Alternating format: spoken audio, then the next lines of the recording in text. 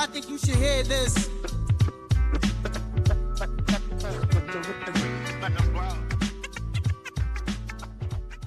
Welcome to I Think You Should Hear This, a podcast exploring people's journeys of adversity, growth and self-discovery. Today, for this episode, I have with me Kaspar, Kaos, and it's a really great chance meeting that we're both in Darwin at the same time. I was so glad that you reached out and told me that you were here. We actually connected over a reel with, was it? With Barty? Yeah, a custard tart review. A custard tart review. What a great way the universe works in. So originally you met Barty in Lismore. Northern Rivers, yeah. Yeah, and I met Barty in Frankston, so we're a long way apart, and then now here we are today, which is very cool. In Darwin. Another 4,000 k's away from Frankston. Yeah, grateful to have this opportunity to speak and share your story as well with people that may not be familiar with who you are. And I think that's a great way to start, is to get to know who you are and the name Kaspar Kaos and where that comes from. So if you would like to tell me, because I don't know either. Yeah. So Kaspar Kaos is actually my birth name.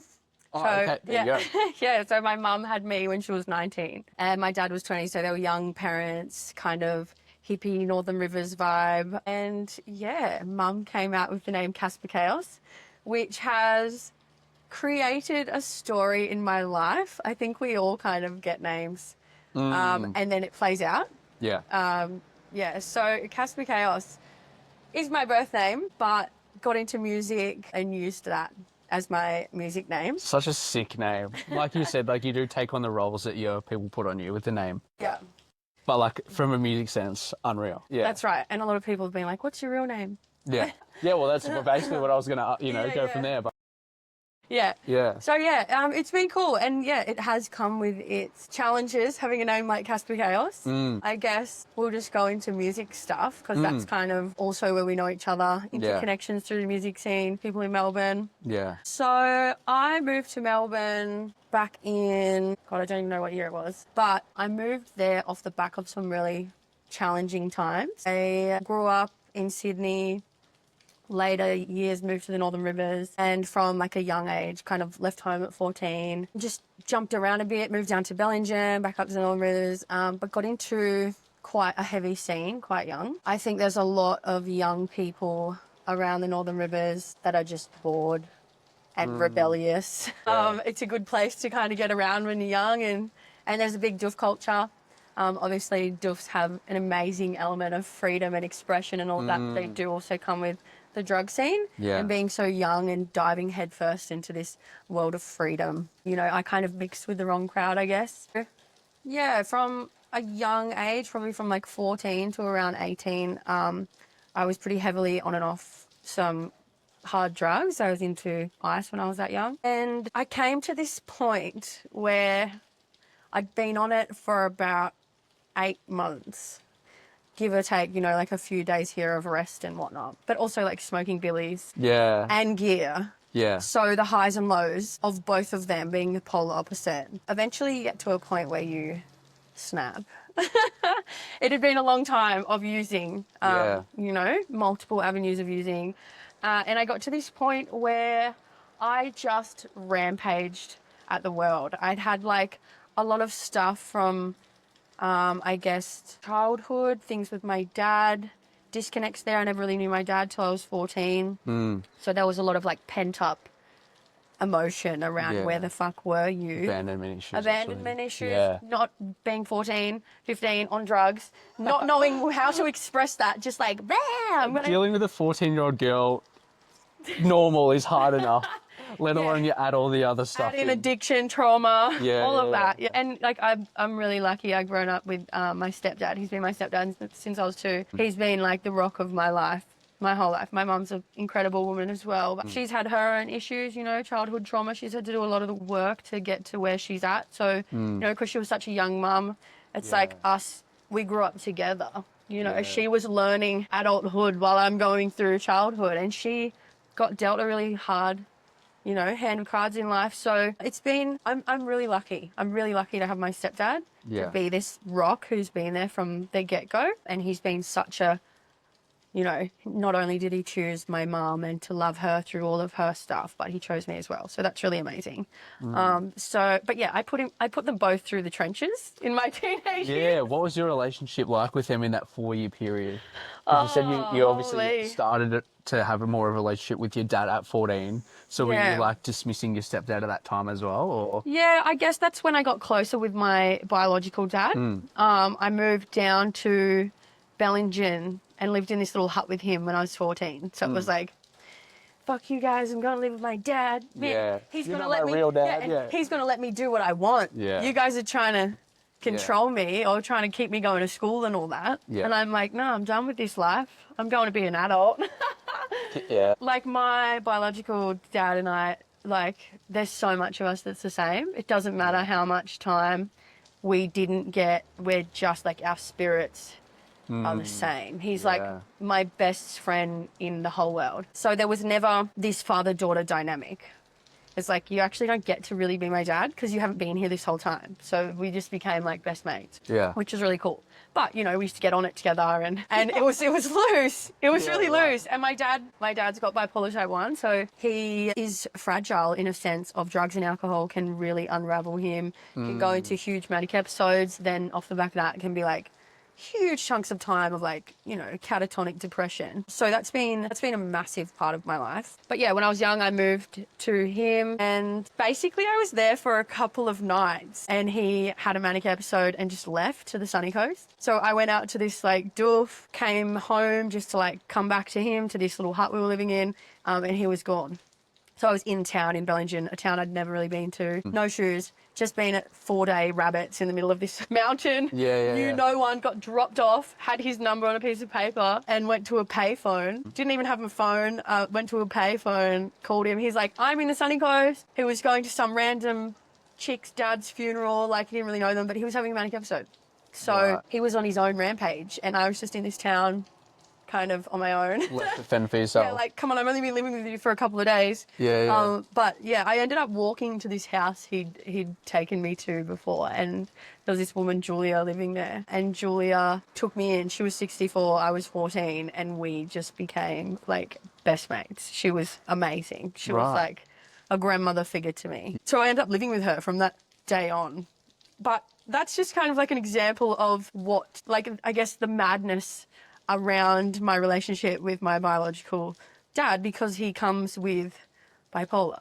It's not just your straightforward, okay, we're just going to like, I don't know, connect now. You connect in such different ways. So from 14 to now, it's been a big part of my life has been going with the ebbs and flows of his mental health. It's like the person with the mental health issues isn't the only one affected, it's everyone in there. It's shaped who I am today. Being the person, like the anchor from when I came into his life to now, I am the one that, like, if shit goes sideways, I'm the one that makes the phone calls. If he disappears into the wilderness, I'm the one who finds him. If he's in a bed depressed, I'm the one who gets him up. If he's having a manic episode, it's like I'm the brunt of his mental health. But like, I'm okay with that. I've learnt how to navigate that and not get so affected by the ebbs and flows of that. And no matter what, he knows I'm the safe space. He could do anything. He could do anything in the world and I would still love him to death. Yeah. And that's what he needs, is unconditional love throughout all the highs and lows. Was that because you said your parents had you at 19 and 20? Yeah.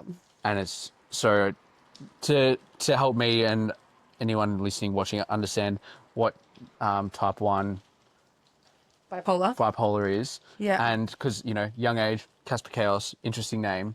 Is that is that something he was born with, or is that something picked up from drug abuse?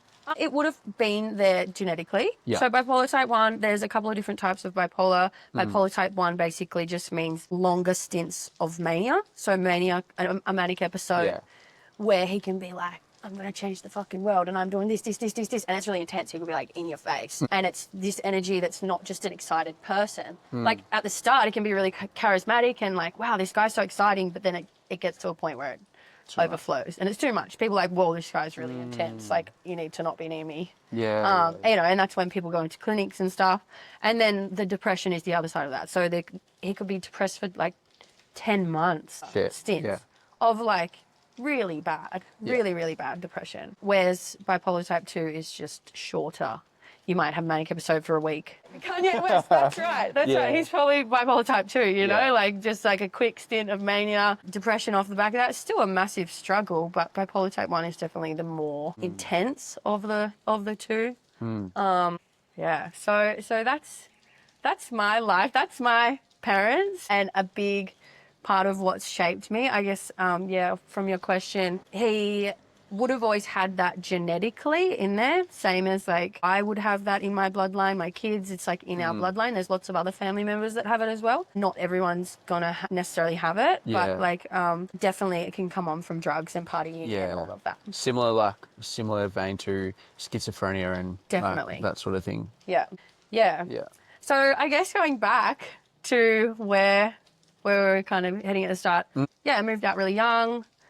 Mixed around with the wrong crowd. Also had an epic life being on drugs so young, cruising around the countryside, hitching here, there and everywhere. Yeah. Going to parties, winging it with a backpack, no money.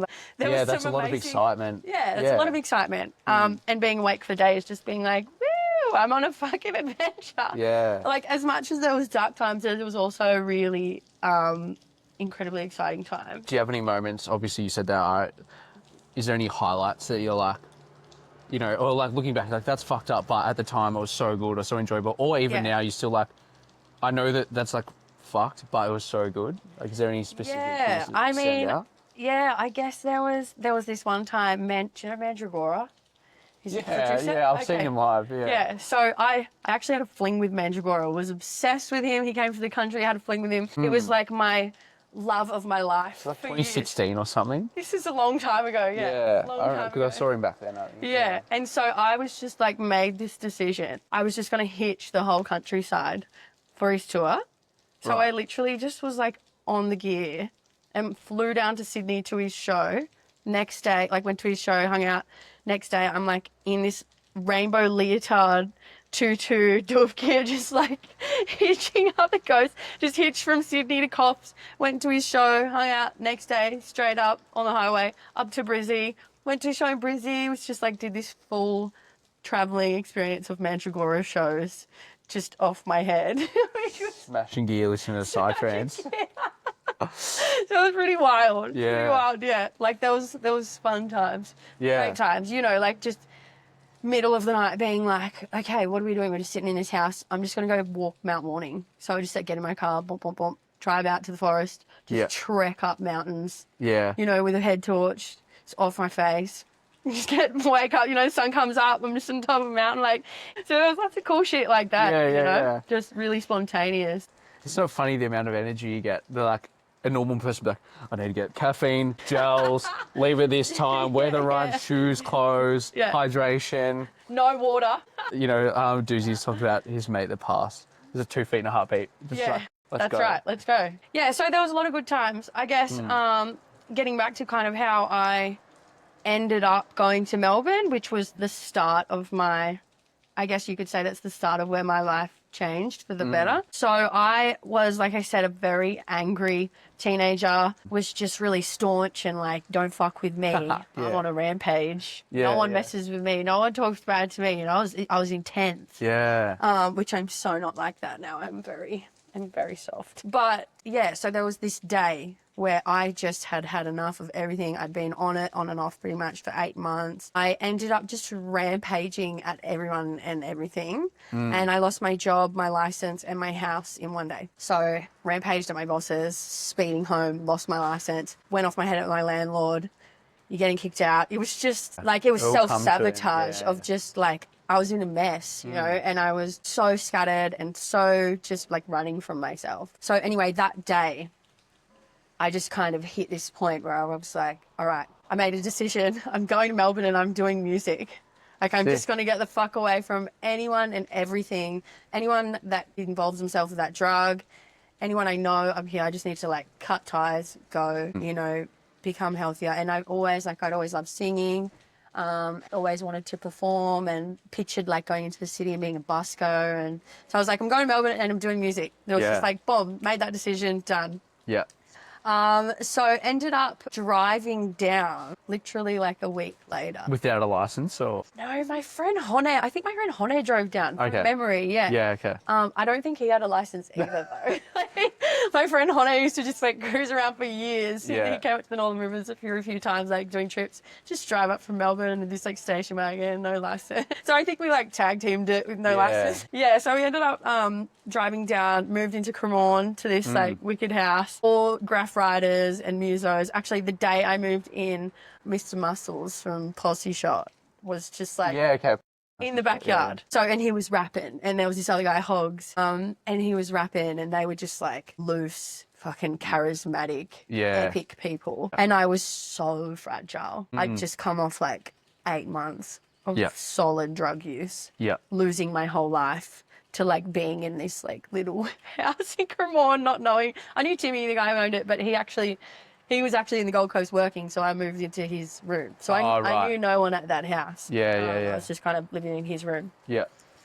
And from day one, there was just like all the boys there rapping, and it was just a fucking vibe. Yeah. Going and doing green bags. Yeah. Everyone's racking shit, selling baby formula and this and that. It was just this like epitome of like hip hop graffiti culture, and I just landed in the middle of it. Yeah. Green bag, that's so good. Yeah. It was eye-opening. But yeah, honestly, for the first 5 months, I had like a full-blown identity crisis because I'd been off my head and I'd been like, Kaspar Kaos, I'm this chick and I'm like so outgoing and so extroverted and everyone knows me. I felt like I walk into the room and I liven it up. Like this ego of just like, I am the party. I am the energy, you know? Yeah. And so not having any drugs to mask any sort of confidence or it was like so vulnerable. Oh my God. And I started putting on heaps of weight because I'd just been so drug skinny. I'm actually eating food.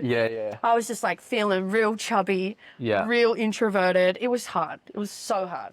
So did you stop like everything at once, like, or were you still smoking weed? Or I was smoking joints. I decided I was just going to smoke joints instead of bongs. Every stoner, that's how they cut a deal with themselves. I'll just start smoking joints instead. Yeah, that's right. I'll put the bong away and I'll just be a joint smoker. So at that point, I'd stopped bongs. It's so bad. But I made a promise to myself I would stop glass instruments, you know? Because I feel like it's less judged in society. Because they just got the dirty connotation, obviously for a reason, like it is. But yeah, it's like, well, ciggies and joints, they look similar.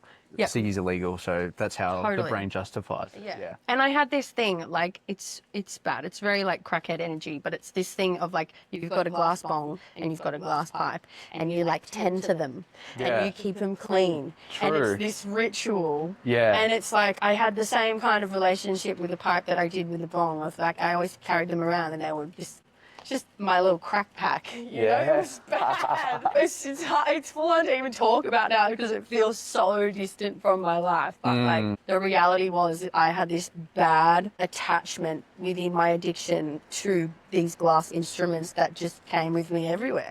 So I had to really like do it at the same time. Like, no, I'll just smoke joints. All that's going out the window. And yeah, that was the start of my Melbourne journey. Pretty wild. You said the house was pretty loose. Like, what were the guys like? Because obviously they would come to learn like where you came from and like what you were separating yourself from. Knowing not those circles, but like, you know, it's very, if you're not in, you're out. Yeah. Were they supportive of that, like, join in, or what was that? They were beautiful. They were beautiful. Like really lovely dudes that made me feel so welcome. Always like included me and introduced me to all their friends and we'd have big laughs but they like I walked into a reality of just like thousands of Xannies.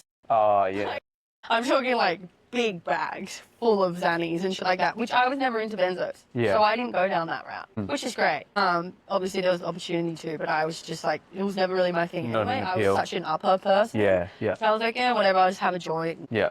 And I was getting like real primo weed, so I didn't really care. I didn't really care. Yeah. But they were great. They were really good for me. Good, to transition in because although they were such like larrikins, loose units and just like, you know, always going out painting and it was always this big and racking jackets and like they were awesome. Like they used to bring home, like I got given a couple of North Face puffers and jackets and shit that they just want them back there like, here you go Kaspar, and I'm just like, what is this fucking sick house? I'm Yeah. just getting like a $300 puffer just given to me because I've been on the Zannies and they gone and got it, and here you go, babe. Do you even remember like a day later or? Well, sometimes. Yeah. Depends, how loose they'll get. But it was such a good vibe. I mean, there was that culture of drugs and alcohol and party and all of that, but also just genuinely beautiful juice. I never felt unsafe. Yeah. And even within all my vulnerabilities and, you know, going from where I just come from to like being in a space where I did want to hide a lot of the time and I was really vulnerable, I was putting weight on, like I always felt safe to be able to speak about all my stuff, which is really nice. Yeah, I think this day and age, like all the stuff that's in the media and that sort of stuff going with like women and safety, people would think that's uncommon, or they wouldn't like even think that that was a possibility. So that's really cool to have supportive men, even with all the stuff that they've got going on, they're still able to like respect women. Yeah. Or, you know. Absolutely. Yeah, that's so cool. Absolutely. And make you feel a part of their community, even though it was the biggest blokes den ever. And I'm just this Northern Rivers chick. Yeah. Parked in there. Yeah. Yeah, it was awesome. It was so inviting. So how was the music journey for you? Like obviously that was the goal for Melbourne. So what happened from there? So I enrolled in a course at Fairfield Polytechnic. It was a cert in music industry and performance. So started that. It was honestly so out of my depth. There was amazing elements of it where we would go like in theatres and perform and do live stuff and jam, and I loved all of that. But like we had to learn music theory and piano and reading drum sheets, and I was just like my brain struggles. Yeah. I've always, since school, like I'm not unintelligent, but I really struggle in classroom environments and absorbing information. And to me, that felt like learning a new language, trying to learn.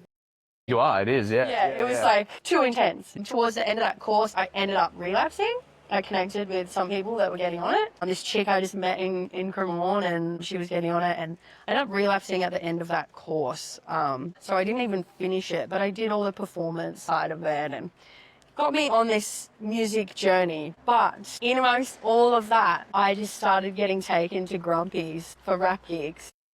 So Grumpy's is a venue? In Fitzroy. Okay, cool. There's heaps of rap gigs there, freestyle nights, and I just was like, oh my fucking God. Like, I've always loved hip-hop. I've always loved rap. Always loved, like, Missy Elliott, fucking Nicki Minaj, like, the old school and the new school. Lauryn Hill, was obsessed with Lauryn Hill. So I started going to these hip-hop gigs, and I was like, that's it, I'm gonna be a rapper. And so I just literally, like, this guy, Context, he was holding, like, a freestyle night, and one night he was just like, come on, you're getting up, and I just got up and just did some freestyle raps, and that was like the start of the journey. And then from there, like I just started writing stuff and getting material together and finding beats, and it took a while to like kick off, but just like started getting gigs, and then eventually I was just gigging like every month, a couple times a month, and getting traction. Like people started to know who I was, and it was fucking epic. Do you remember the first thing you? Yes, it was this song, My Own, which was really cool because it was about just doing my own thing and separating from my family and moving to Melbourne and being like, I'm sorry, Mum and Dad, for all the shit that's going on, but like I've just got to do me now. Yeah. So it was really cool. It had like a little singy hook and... Cool. Yeah, it started off with like this gentle 90s boom bap style, and then I was like a grime rapper. I started going to grime nights, and I was like, I'm writing grime and trap, and it was cool. Is that on Spotify or anything now? Do you know what? No, I only have a couple of songs out with dudes on platforms, but I still have like a folder of 3 or 4 tracks that I recorded. That I just never released. And it's funny because I look, like sometimes I go in there and I listen to them in the car and stuff. And I look back and I think, fuck, you're dope. Like, you didn't even know then. I just want to give, like, Kaspar back then a big cuddle and be like, you're amazing, sis. Because I doubted myself so much. I always thought, like, it wasn't good enough. I always was such a perfectionist and wanting it to be at this level to release. And then it put me back from releasing stuff. And now I listen to it and I'm like, you're the freshest bitch. Yeah. You know, what the fuck were you thinking? You were so insecure and just questioned yourself and doubted yourself, but you're actually so dope. Yeah. Do you feel like why do you feel like that is? That you're questioning yourself and doubting yourself?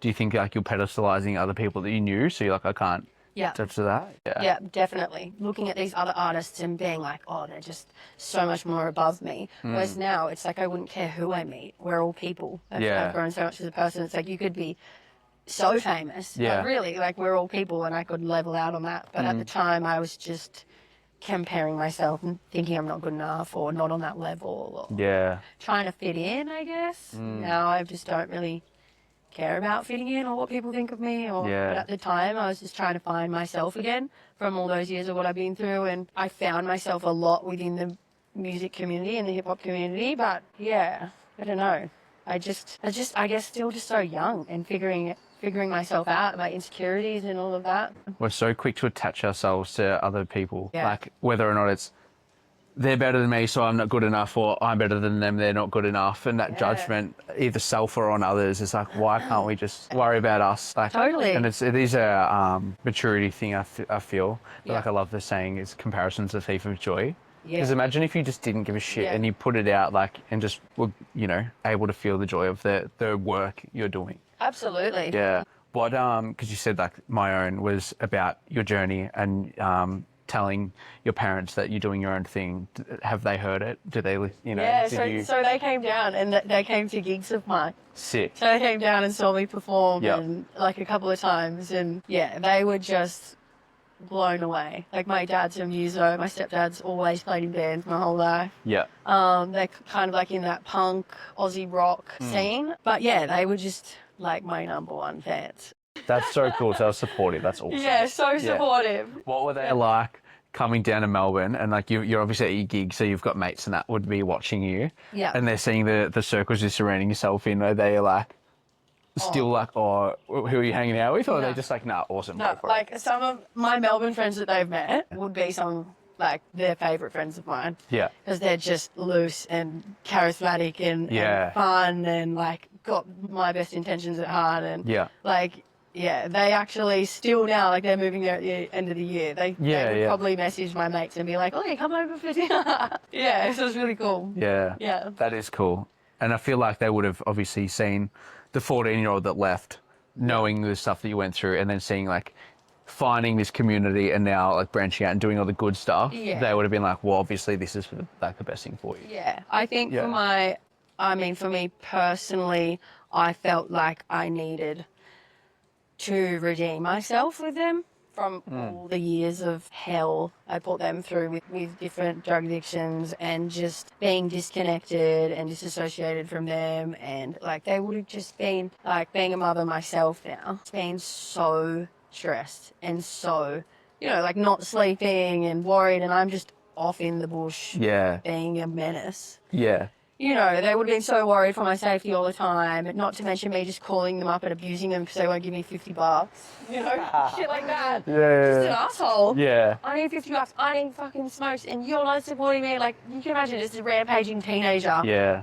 Just because of nothing. So they copped the run of all that. So for me, going to Melbourne was like this time of redeeming myself and being like, hey, look, like I'm doing it. I'm actually okay and I'm changing. And so Melbourne was good for me. It was what changed the trajectory of my life. It's what then really got me in a good space because I was there for 3 years until COVID. So when COVID happened, I was living in this, like, I just got an apartment by myself and then everything shut down. So I was just by myself in this apartment. In Reservoir? In Thornbury. Thornbury, yeah. Yeah. Ended up in like a really bad space mentally.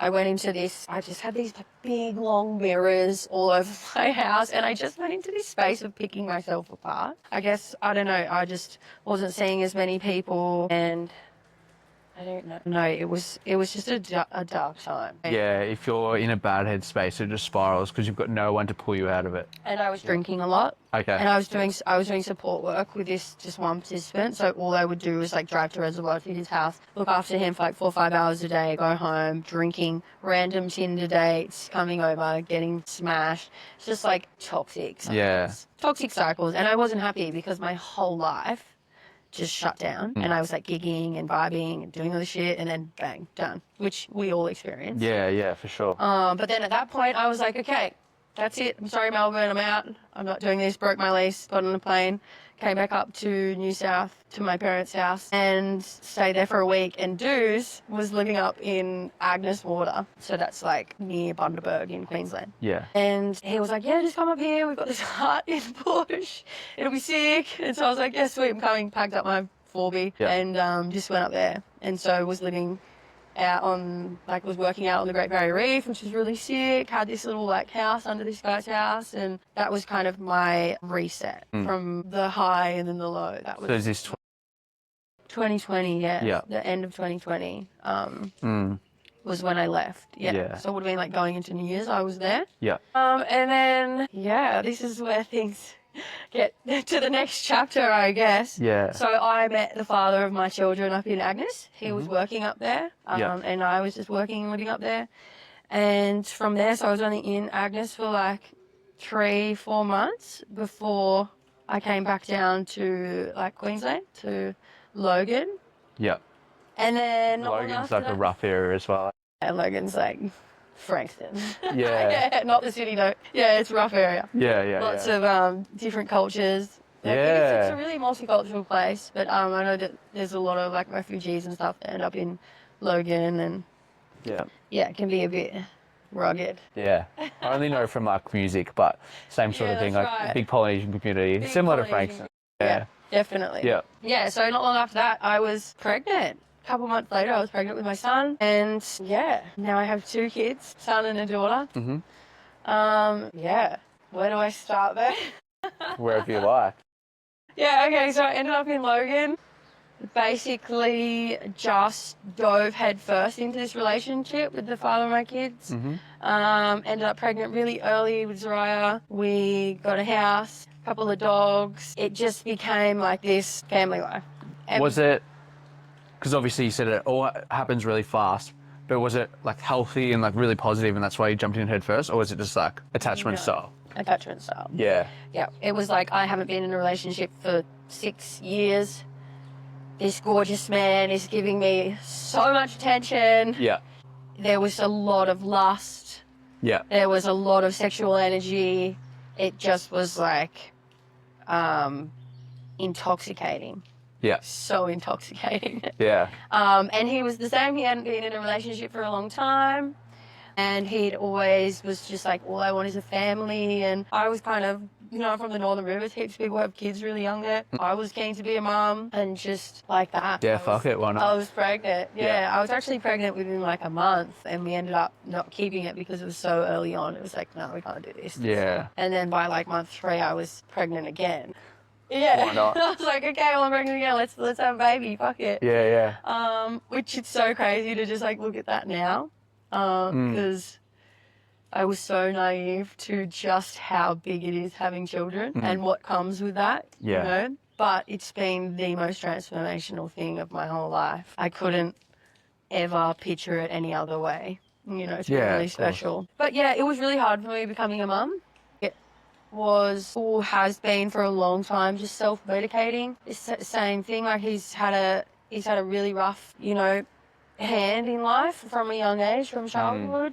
Yeah. He doesn't have much family and has self-medicated his whole life. And there's this thing when you become pregnant where you're just like, okay, my life's not over, but like no more partying, no more drugs, alcohol. I'm sober.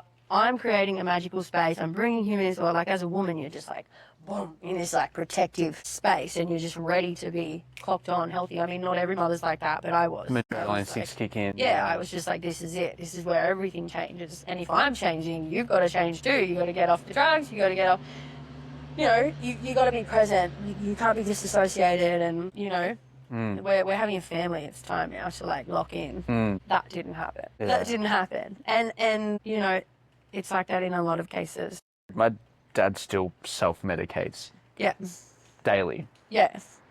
Right? Sometimes it doesn't fucking happen. Sometimes it doesn't happen at all. Good on the women for staying in. Like my dad, man, like same thing, childhood trauma. Does the best he could. Always says he's proud of me. Always does the stuff. But like now, learning all about trauma, that sort of thing, you're like, there's still shit he hasn't dealt with, and 100%. He can't face a day sober. Which fucking sucks, man. Yeah. It's sad, and like I've been through a lot in that relationship. Went through a lot, and it's still, when I look at it from an angle of compassion, I think, fuck, you really do have the odds stacked against you. You haven't had like solid male influences to lead you on the right path. You've got all this childhood trauma. There's the odds are stacked against you to get well. Yeah. And you're in your 30s and your whole life's been addiction. Yeah. So how do you just go, I'm not an addict anymore? Yeah. Like that takes years and years to master and then maintain. Yeah. You know? And also someone getting off is hard to deal with. Like, Fuck yeah. Like, Yeah. you know, that's a battle in itself. Like for the person and the, you know, if a pregnant woman living with a guy who's getting off drugs, that would be a lot to handle. So that was a lot. So becoming a mother for me was really, really challenging. I ended up moving out when Zariah was 7 months old or something. The crux of it was that it was a volatile space. It was violent. It was based around if he'd had a smoke or not. You know, it's like he would come home, not even like look at me or Zariah, or like he couldn't deal with us or approach us until he'd had a smoke. Yeah. He was angry out the front in his car, whatever. It was just like so volatile. And I'm there as this mum with her new baby, like, yay, he's home. Like, can't wait to, you know, like we're doing family. He's home finally, yay. And he just like completely disassociated. I can't deal with this till I'm not conscious. Yeah, like, until not I'm sober. blazed as fuck. And it was like, I just felt so isolated. I was in Logan, where he's from, not near my family. I was so isolated and just had this partner that was completely disassociated, also very emotionally unstable. So it's kind of like walking around, when's he going to lose it next? And I've got this baby now that I'm like not wanting to be in an environment where they're screaming and yelling and throwing weight around. So that was really hard for me. But I ended up moving out when I was 6 or 7 months old. And from there's when the fun started. Oh, God. So from there, I moved 2 hours south to be with my family and be supported. But we were then trying to mend the relationship with a bit of space. We were just like, okay, maybe we actually just need space. We need to be able to get some like outside help. The relationship just became being like on and off. It was like, no, I can't do this. This is too much. And then, you know, but I want my family. And then it would be back on. And then there would be a lot of emotional abuse. There was, you know, violence at times, like physical violence. And we became like trauma bonded.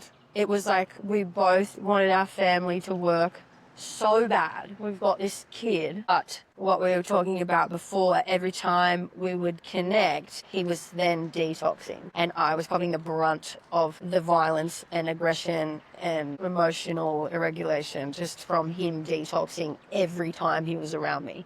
Just like, oh, I just won't bring weed, or I won't bring my stuff. And then it was just hectic. It would last like 6 hours or something before, bang, something's kicked off. Yeah. And you start to feel like an insane person because you want it to be so beautiful and you want it to happen, and you're trying again. You're like, okay, we can do this. And then like you're around each other for like not even a whole day. And it's like, a hat drops and he's cracked it. I'm back in this situation. What's fucking happening? Anyway, so in this time of this on and off nature of the relationship, I fell pregnant with Charisma. And after having a baby, and I was raised as an only child, I was just like, I'm having this baby. Like, I know that I'm meant to have this baby. And she's come through for a reason. I knew it was going to be a little girl. I just felt so connected straight away. So it's pretty crazy to just make the decision of, I'm having another baby to this person where it's already so volatile. And I look back and go, you're a fucking crazy bitch, Kaspar. But there was something in me that was like, I'm having these 2 kids. They're going to be siblings. They're going to grow up together. They're so close in age. That's going to be what my life looks like regardless of me and him. Yeah. That's what it's going to look like. Yeah, because they say like the best thing to do is like have them close together, like a similar age. Yeah. Easier for you because when they're both 4 and 5, they're in school. You get time back rather than like a 3-year gap where you've just done the raising and then you go back to square one. Yeah. So it makes sense. Totally. What would you say to a woman in a similar situation as you now that you have time for reflection and a year later?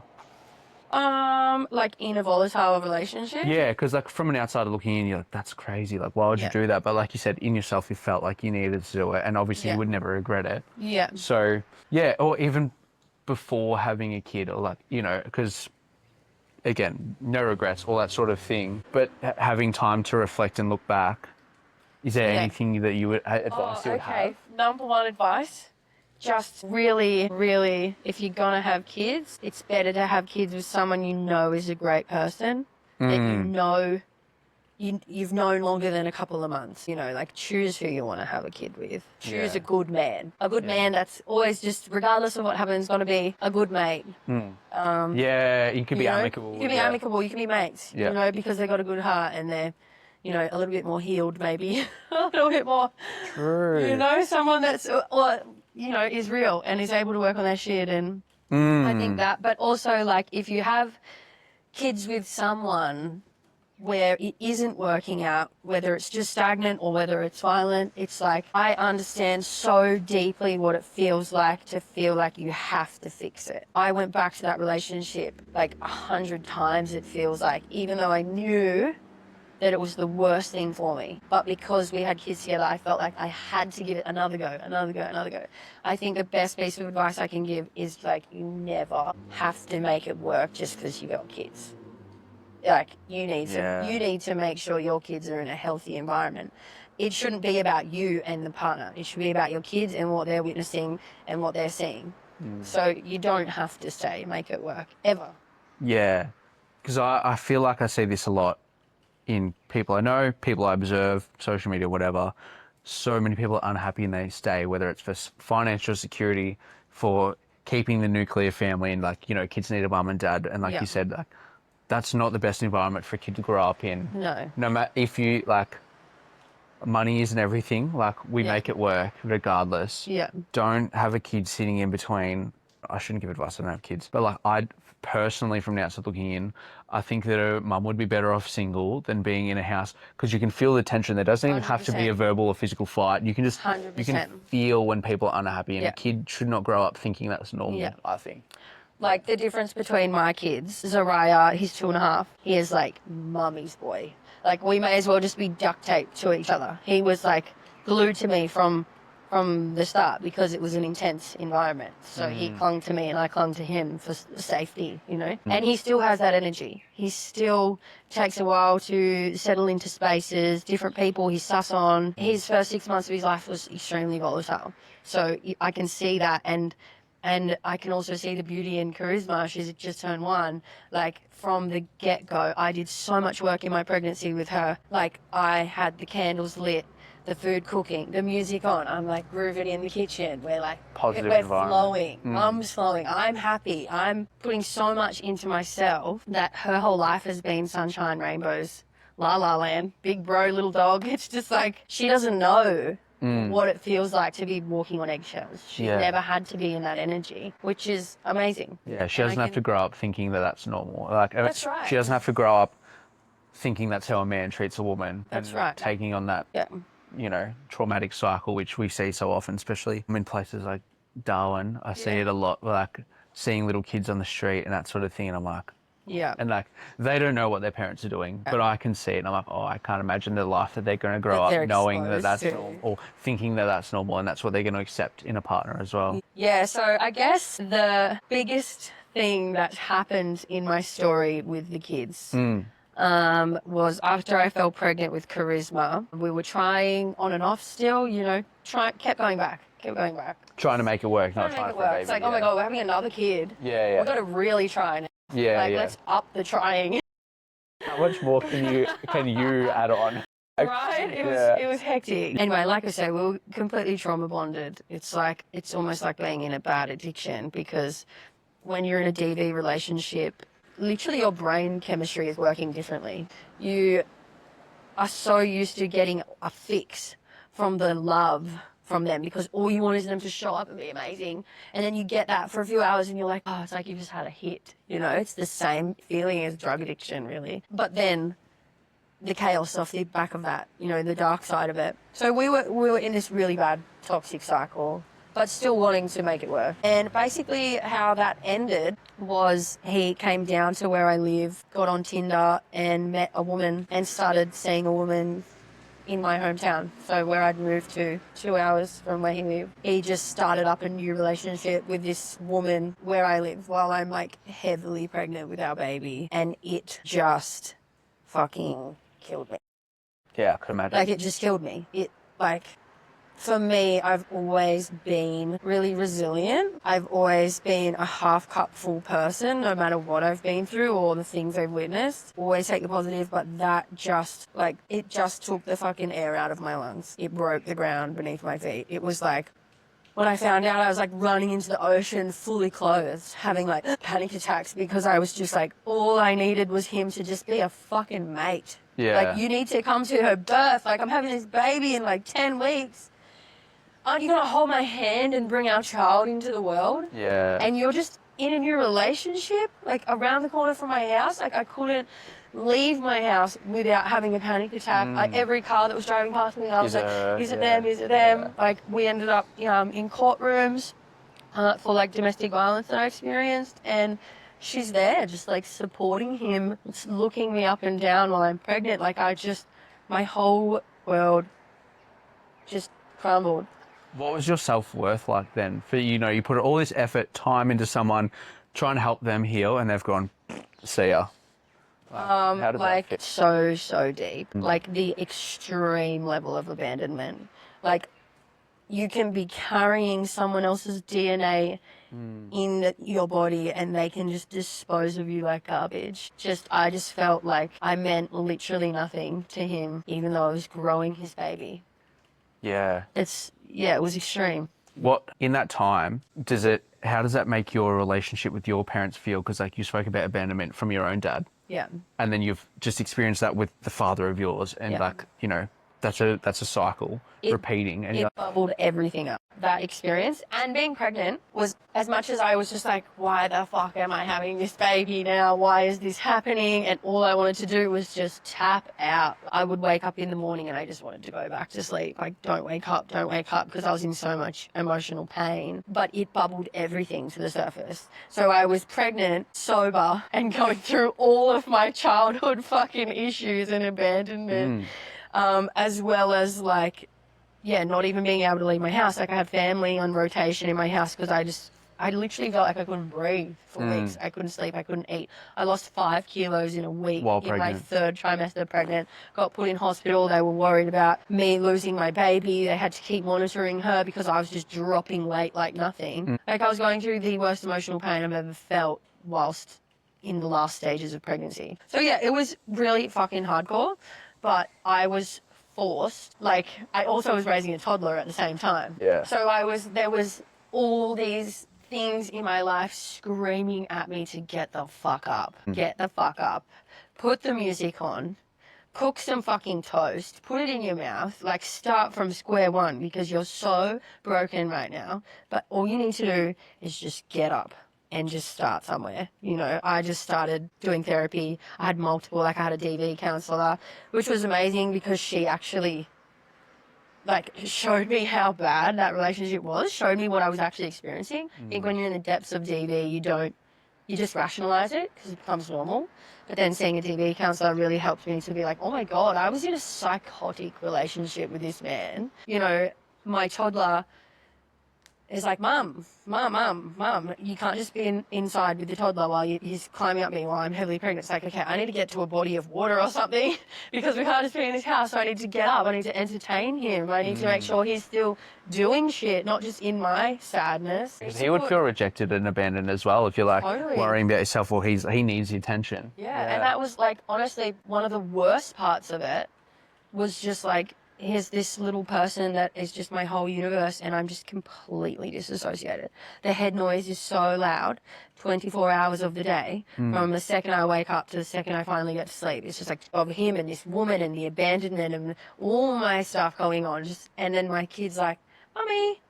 It's like, Love me, yeah. Love me. And I'm just like, I'm trying so hard, but I'm fucked. Yeah. Yeah, so it was massive, but I had no choice but to just get the fuck up and start doing the work. That's so good. And like you said, you have resilience. Obviously, that's a massive show of resilience. Yeah. How do you reckon, like, you know, 14 to 18-year-old Kaspar Kaos handles that situation? Was there ever a moment that you, obviously being heavily pregnant, but people do fall device as well pregnant. Yeah. Because you've got nothing to grab for. What was that like? Knowing that, like, you could reach for something if you know. Yeah. Like, that's at the detriment to a potential child. Yeah. What's that like at the moment? God, I just wanted Valium so bad. I just wanted Valium so bad to just relax. But and I was offered it. I was offered Valium. I know I had people just say, just have a drink, just take the edge off, because, I was so, I don't know, just so stressed, and so highly strung, and so freaked the fuck out of the whole situation. But yeah, I never did. I never reached for anything, and I was so raw and so open, and I just had to feel everything. And I'm really lucky. I have my nan's a drug and alcohol counselor. She was a heroin addict growing up. She was a heroin addict while she raised my aunties, and your mum or dad's side? Dad's side. Yeah. So she's been through a lot, and she just is this grandmother with the biggest pearls of wisdom ever. So I would see her, and I would be like, I need some of you, and she would just give me this pearl of wisdom, boop, and I would just be on my way for the next week until I would get back to her and be like, I'm fucking drowning again. Yeah. And she'd give me this other pearl of wisdom. So to have someone who's been in the depths of heroin addiction and raising kids and trauma, her love of her life was killed with a hot shot. So she's been through hell. So she was my person of if you can go through all of that, I'm going to survive this. Yeah. Yeah. So yeah. And I think young Kaspar, going through all of that back then, it's almost you talk about everything is how it's meant to be. Everything kind of builds you up for these moments. And to be able to go through that pregnancy and come out the other end and birth her, be like, fuck me. I am so strong. I survived that. And now here I am with my 2 kids, showing up, still solo mum. I've done it all from the day she was born. I've had 2 kids, still a big baby and a little baby. They're so young. Yeah. I was really forced to just do the work in that pregnancy, and it was amazing for me to actually go from feeling so low and abandoned to just feeling more confident than I'd ever felt in my life, because I was actually fuck me, I'm a weapon. Here I am with this toddler, pregnant as fuck, getting through it, and it was a good I don't know, probably a good month of really breaking down before I started the rebuild. So good. What's your relationship like with your 14-year-old self now? The one that was saying, see your parents, and the abandonment issues, to someone who's gone through the abandonment again and now come out the other side, and now is a strong mum who's raising kids that are never going to have to go through that stuff because you've done the work. Yeah. Are you able to speak to your 14-year-old self and go give her credit for getting through what she got through, and that all of you now? Yeah, 100%. Look back and go, fuck, how did we do it? 100%. I think now when I look back at my inner child from that time period, the ultimate goal in life, or one of the goals in life, is to be that person that you needed then. On a spiritual level, you're even from now to being a grandmother, it's who do I need now? Hopefully when I'm a grandmother, I'm that person that I got experience with my nan. I look back on that and just go, you fucking did it. You did it. You survived that, little Kaspar, and now here you are, and you are this weapon of a woman that is the person you needed then. And that's really special to have come to that place. Yeah. See it so much in the coaching community. Yeah. Every person who's a coach wants clients, but they're coaching their younger self. Everyone who's a self-love coach hated themselves. Yeah. Everyone who's a spiritual coach was out of touch with their spirituality. Anyone who's a mindset coach had a weak mindset, was excuses. We're all just trying to be the people that we are, and in the coaching space, I guess they're I got through it. They're resilient people, and they're now I just want to pass it on, which totally. That part's nice. But I wonder if any of them have that reflection and go, all I'm doing is passing on the work. Yeah. 100%. Yeah. 100%. Which they've all learnt through self-healing, doing the work in themselves, to then be able to pass that on. What was the biggest resource? That you could lean on to help you in that journey while you're pregnant? You said you had the music, you had the candles and the cooking. Was there any books, podcasts? You had the pearls of wisdom from your nan. What was the biggest thing that you could lean on to help you out? Biggest resource whilst pregnant and going through that was 100% just my community, friends and family, just holding me. Yeah. Holding me, coming into my space on rotation, taking my kid to the beach. I needed my friends and family so bad, and they all showed up for me when I needed them. So that was massive. But I would say biggest resource now. And because it didn't just end when I birthed her, there's still so much pain from that experience. And then birthing her without him, and that was a whole other thing. But like 5 weeks after my daughter was born, I was in the gym. And I had the owners of the gym wearing her in a carrier while I trained, and just like threw everything, all of my shit into exercise. And it's been amazing for like physicality, you know, I've changed so much in my physique, and my cardiovascular is fucking epic. My endurance is epic, but like it actually saved my life.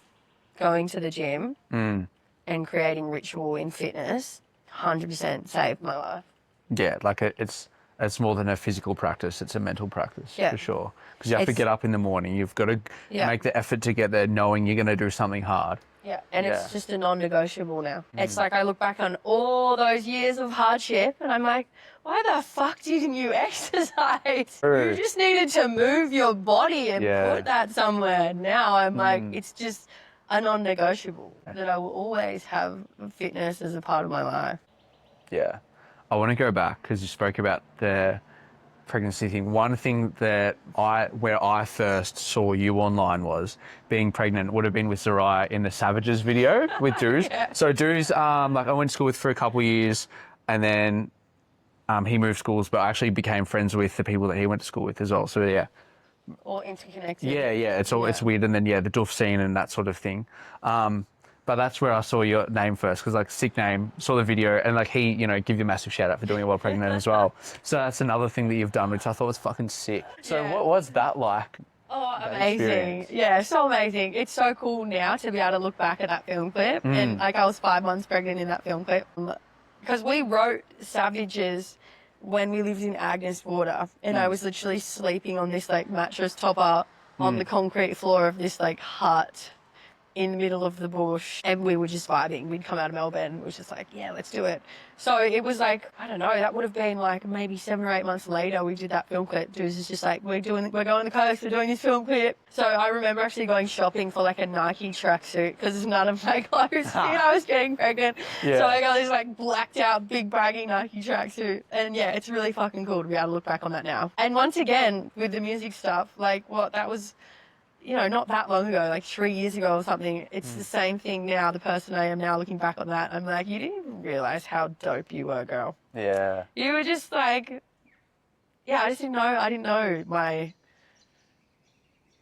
didn't know how rad my energy was. I was still questioning myself. So it's cool to look back on that and then one day show Zariah and be like, hey, there you are in my belly. Yeah. Yeah. And then we did a show. We did a show when I was 7 months pregnant. I flew down to Melbourne. Yeah. And we did a live show. So that was fucking epic. I was like fully pregnant. Yeah. I remember seeing videos of that too, and you're like, that's so sick. Yeah. But I just like did not think about how hard it would be to get through my lyrics. Yeah. So I'm like pregnant. Like, Yeah. just struggling so much. Yeah. But yeah, just again, it's so cool to be able to one day sit down with Zariah and be like, here you are. Yeah, so sick. Yeah. Where does like hopefully one day? Well, I don't know. I want to ask you like, what's music? Where does it go from here for you? What's your plans? Well, I think like there will come a time where I definitely do music again. Mm-hmm. But I think it will be rebranded and into something much softer. Yeah. Like I said, that time of my life was like I came from so much aggression and so much energy, I wouldn't know where to put it anywhere. And then all of a sudden I had this space to put it. So it was really like fierce. Bad bitch, Melbourne scene, Nike tracksuit. We got the TN. Yeah, the TN tracksuit. I was just like, you know, and writing trap and rhyme and that. And, you know, it was still staunch. Whereas I guess I don't resonate with that energy anymore.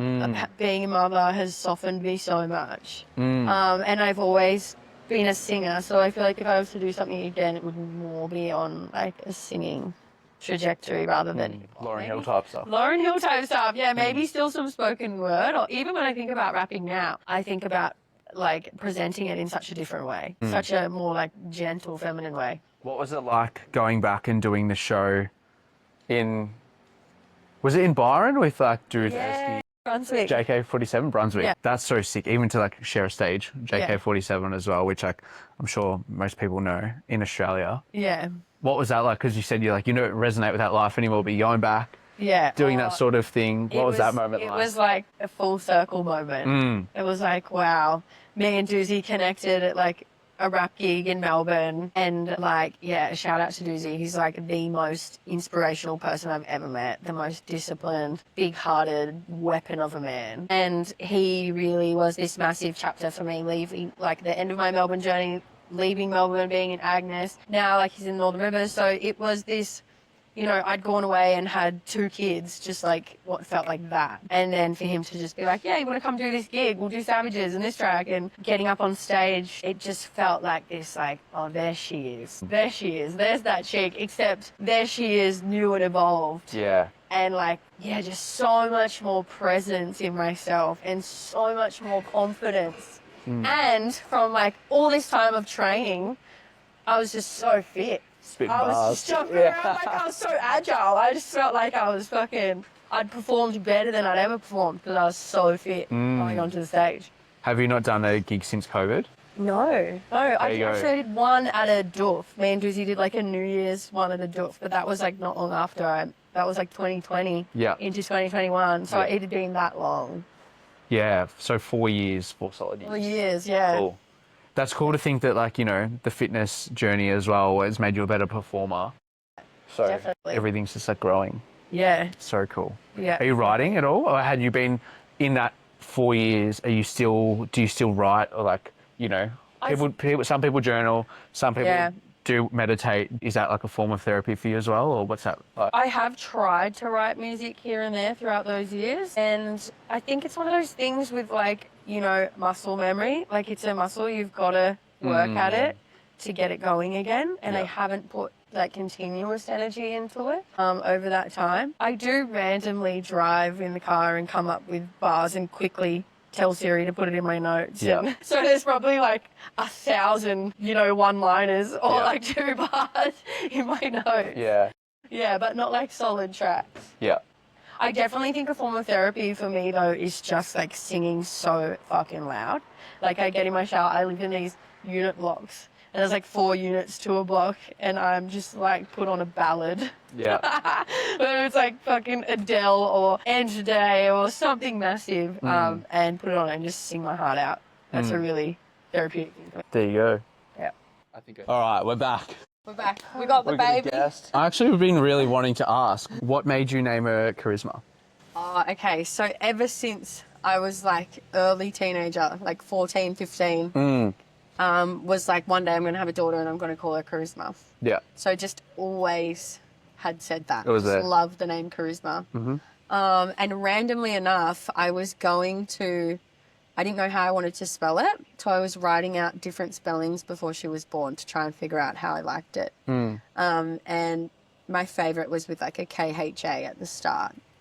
And I realised, like, I called my son Zariah because I really loved the name Zachariah, but I didn't want him to be called Zach. So I just took the C out and was like, Zariah, just made it up. Yeah. And then I realised in the spelling of charisma, you could actually spell Zariah as well. Oh, that's cool. So it's this weird thing of like, it's like their souls were just already written. Their stories were already written in my life. Yeah. A long time ago. Yeah. To have that kind of alignment in 2 really rare names. That's cool. I like the name. It's cool. And I feel like you have to do it with a K, right? Like Kaspar Kaos. Kaspar Kaos, Charisma. Like with a C, you'd be like, why wouldn't you do a K? Yeah. She's Charisma Star. I was like, my name's Kaspar Kaos. Like, I can't have a Jane. Yeah. Something Anne, like. Yeah, that's right. It has to be eccentric. Yeah. It's cool. It suits. Yeah. Yeah. Yeah. That's sick. Yeah. Hey. How do they get along? Oh God, like my son is just a beast. Yeah.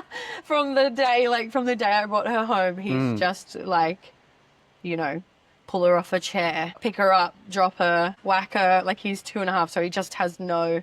He's a boy. And he's a boy. Yeah. I'll just like body slam her. Yeah. So she's tough as. She's tough as. There's going to come a day where she puts him in his place. Do you feel like that stuff is stored in his nervous system from stuff that he like unconsciously took in as a kid as well? Yeah, definitely. definitely. He's emotional. And I think like there's nature versus nurture. Like I can nurture him and tend to him to the best of my ability, but he's still going to be partly his dad, even if his dad's not in the picture, even if he was only exposed for 6 months. Like, it's like I didn't grow up with my dad, and our spirits are like, we're like the same person in so many ways. So I see things in Zariah where I go, oh shit, like you are big and emotional, and that's going to be a big thing in our life to nurture that. I mean, he has so much support though, through my dad, my stepdad, who's been like a rock, through my other dad, you know, through his uncle. He's got really beautiful male role models that he'll be able to connect to and ground with. And then also me being his mother, like I just will not rest until, you know, until he's a beautifully self-aware, emotionally well man. He's going to be at the hands of people that are going to tend to him and help him and guide him, not let him, you know, I'm sure he'll have his time of being wild and rebellious, like he's my son. Yeah. I'm probably going to go through it with the teenagers, but he will always, like, I hope that I can raise them in a way where they are super open and vulnerable and safe to express themselves and, you know, not be guarded and, I don't know, there's a lot of people out there that just don't have the resources or families to give them a safe space to become an emotionally well adult. Yeah. Yeah, as someone who runs like men's retreats and talking like so many men are the same vein as Zachariah's dad, have the same issues, like have dissociate because they don't feel comfortable in themselves and that sort of thing. What, from a woman and a mother's perspective of a young child, young boy, what does a well-rounded, emotionally intelligent man look like? You know, like if you're like, what do I want my son to grow up and be, and what support do they need? Like, what does that look like? I think having an emotionally well man is someone like in terms of having like a supportive partner or a supportive stepdad role. It's like, of course, in life there's always going to be things that come up for us individually, but also as a family and for the kids. Someone that is just able to recognize when, say, I'm not all right, recognizing themselves when they're not all right, if there's problems, like being able to like have a mature conversation around that and actually progress forward, you know, not be I guess it's a never ending journey of self-development. I think an emotionally mature man is constantly developing in themselves, same as a woman, but supportive. I think there's a really big thing between the masculine and feminine energy. Like, I want to be dancing in the kitchen with the candles lit and the waft of garlic and the music and in order for me to feel that beautiful feminine energy where I'm cooking and being the woman in a home space, I think the man needs to be able to provide that space in a sense, make it feel safe, be really open, like live from their heart space, not be guarded, be vulnerable. I think men struggle with vulnerability a lot of the time. And there's nothing more beautiful than a man being vulnerable. Owning his shit. Owning his stuff. Yeah, self-accountability. Yeah. There's a lot of like, oh, I'm just like this because I had a rough day at work, or like, you don't know what I've been through. It's like, tell me then. Like, I want to understand. I want to, right. Yeah, definitely. Huge. Yeah. And I think for me, like, I've got a long road ahead with who knows what my life will look like with future partners and all of that. But having 2 kids and being a solo mum, it's pretty amazing because it's like really filters out dickheads. You know, it's like I don't actually have time. My red flag radar from my experience is like way up. Yeah. But it's also like it takes an amazing man to not only take on you, but your 2 children. It takes someone really selfless to commit to not just you, but your 2 children. Everything that comes with it. Yeah, and like for me, I think it's like a golden package. Like there's so much joy and so much excitement in sharing your children with someone, but it's also the hugest responsibility. So it really does take special men to be able to be open to that.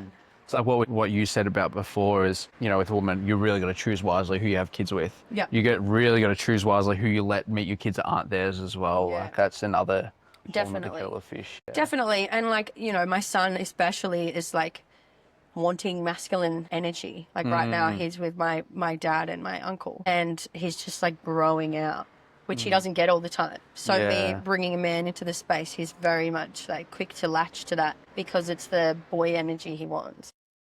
Yeah, it needs a good positive masculine role model. Yeah, and I guess I've been really lucky. Like, my stepdad's been my stepdad since I was 2. So for me, it's like I've seen how good a stepdad can be. And I've been exampled positive love through watching my mum and him. And it hasn't always been easy, but they've constantly had each other's backs, constantly worked on their shit. And, like, he's still here. He's been rocking with me for 26 years. Yeah. It's like, wow, dude, you Yeah. chose my mum that long ago, Yeah. and you're still here Yeah, with me. after And now you're a everything. grandfather to these 2 kids. Like, fuck, we've been through a lot in those 26 years, and you're still here showing. Yeah, that's cool. Yeah, Yeah, consistency in the family is huge. definitely. Definitely. Yeah. I got one, maybe 2 more questions. One, I'm really interested to know, like, if you have any quotes from your nan. You said she comes out with the pearls. Like, what's one that sticks with you that you can pass on? Oh, God. Yeah. Oh, she's got so many. I guess one thing that always really resonated with me, well, there's a couple. There's a couple. Or if you think they're important enough to share, then go for more than one. Yeah. I guess she always said to me, you can't run from your shit. Like, if you actually want to get to the other side of healing from this experience, like, stop turning away from it. Like, turn to it, face it, feel everything. Instead of going like, oh, that hurts too much, I've just gone there, stop thinking about it, and then you're trying to just distract yourself from it straight away, or you're trying to just be like, no, that's too painful, not going there, even though you feel your gut and not. She's like, sink into that. Instead of turning away from your pain, turn to it and face it, which was really big for me, because I learnt to be like, you know, I'd be driving and then I'd just have this like boom feeling of like, he's around the corner, cozied up with a new family, I'm pregnant, this is just all doomsday coming in on me. And I got to this point of being like, okay, I could actually feel that, like turning knots in my stomach and being down in my womb. I would feel it in my body and be like, okay, I'm just gonna like do a couple of breaths now to just like get that out. Yeah. And I became present with the pain instead of just too hard. Yeah. You know, so turning into it was a really good piece of advice she gave me.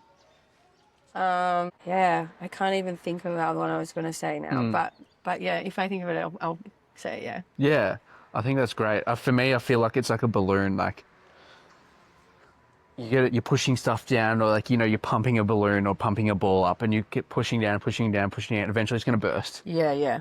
And like, it all comes out eventually. So you're rather off just let those like feel the bits at the time, rather than pushing it all down till it all comes to a head. Like, Yeah. you know, like you said, that they're 8 months of doing bad shit to your body because you're disassociating. Yeah, totally. Eventually it all falls. Bang, that's right. If you just deal with it at once, it's the same as washing dishes. You know, like you put your plate, if you just wash it there once, it's a 2-minute task. Yeah. If you leave that for a week and it piles up, Yeah, it's a nightmare. so it sucks. Yeah. Yeah, totally. Yeah, the other thing, another pearl of wisdom my nan would say to me is, you can't go and heal the person you caused the pain to. Like, I left you because this was a really fucked relationship, but now I'm trying to support you through the breakup. Yeah. She's like, you're Survivor's actually guilt. doing him a disservice by supporting him through his heartbreak that you've caused. It's like, you can't actually help the person, like with anything. It's like, if you put a boundary there, you need to go and let them learn now. Yeah. It's not your place. Yeah. To be like, but I'll just support you through that. Like, he probably felt insane with me being like, Yeah. hey, this relationship can't happen, it's too abusive and I don't feel safe. But it's okay, what can I do for you? Yeah. I've got you back. Yeah. Like, they'll never learn. no, never. Yeah. Never. And people have got to learn for themselves. Every single one of us has to do the work. And the only person that's in control of that is ourselves. Yeah. You know, Yeah. no one else can pick you up and do the work for you. Yeah, 100%. I think the best way you can help the world is like help yourself. Yeah. Because, you know, if we're all healing, then the world's healing. You can't force someone, because if you do, like, you do invest time and energy in healing someone else, and then they throw it in your face, Yeah. they're obviously not healed, but then you're ruined as well, because you've Yeah. just invested all that time and you've gone That's right. existential crisis. That's right. Yeah. Existential crisis. And it's a cycle, you know, it's like unhealed people are essentially just like a lot of the time unconscious. Like, I can say from an perspective of compassion with the kid's father, although I was being really intensely emotionally abused and was at the front of this like really intense violence over him, like detoxing, he's completely unaware. Yeah. Like, it's not like he was intentionally going, I'm gonna fucking hurt you. Completely unaware. Yeah. Because he's just not doing any of the work. Yeah. It's like a subconscious doing. Yeah. He's just deflecting all the pain that he's going on inside of him. Yeah. And projecting it to the safest place he can. True. Yeah. Yeah, because you're giving them the unconditional love, or at least giving back. So he's like, I'm just going to let my rage out. I know that there's going to be no repercussions of it. Yeah. And then cycle repeats. So it builds up the rage again, comes out. That's right. Yeah. Yeah. Yeah. Anyway, it's been a journey. It's been a journey of self-worth. Yeah. It's been good. Like, obviously, when they connected, halfway through last year or something like that, I reckon. Yeah. It's been good just to watch, like, how positive everything you post is, like, your whole life is. To see, so doing a gig for the first time in 4 years, to being an awesome mum and a role model for mums out there as well. Like, you're saying the mums actually reach out to you and that sort of thing. Like, it's good seeing the light. Like, what you're talking about is you can't heal other people. Just being the light, I think, does so much for people anyway, because a lot of people don't want to be told, but they're happy to learn. Like, they're happy to watch and pick up on bits. Yeah, I think it's so important to... Is she all right playing with that? Yeah. I think it's so important to always look at what you're grateful for in a situation. I would never want to go through the experience I went through with their father ever again. But I am so grateful. I'm so grateful. Yeah. For the pain that I went through, because it's made me who I am today. I'm so grateful for being a fucking crackhead as a kid, you know, as a young teenager. I'm so grateful for everyday battles of doing a toddler and a baby at the same time. Like, I think that's one thing that I admire about myself, is that I've always been a cup half full person and can pretty much find a positive in any negative situation. And I've been that a lot for my friends as well. When friends have been going through stuff, I've always been like, okay, but look at it from this side. Yeah, I think if something I could like pass on as like a message on this podcast would be like, no matter what you're going through, try to step outside of that and just take a look at how lucky we are. In any situation, you could be going through the worst shit of your life. Of course, you're going to be in the depths of emotion and whatever, heartache, grief, whatever's happening. But like, for you, like, you know, if you can take an outside glance and try and find some gratitude in there. Like, look at us filming a podcast, beautiful day. We're fucking humans. We came from our mother's womb. Somehow we're just here living, breathing, walking, exercising, sitting in the sunshine. It's just like, sometimes in the depths of whatever you're going through, to just be able to step right outside that and be present with exactly what's happening in the simplest thing, that can then be like a spiral effect of positivity. Yeah.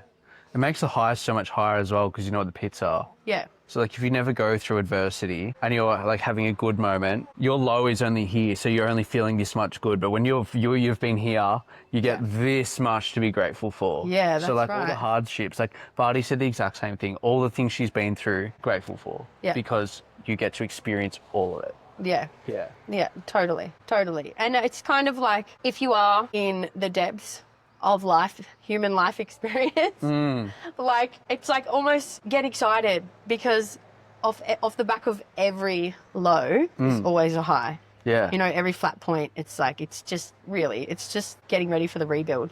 And the rebuild just gets better and better. The more shit you go through, the better you get. Yeah.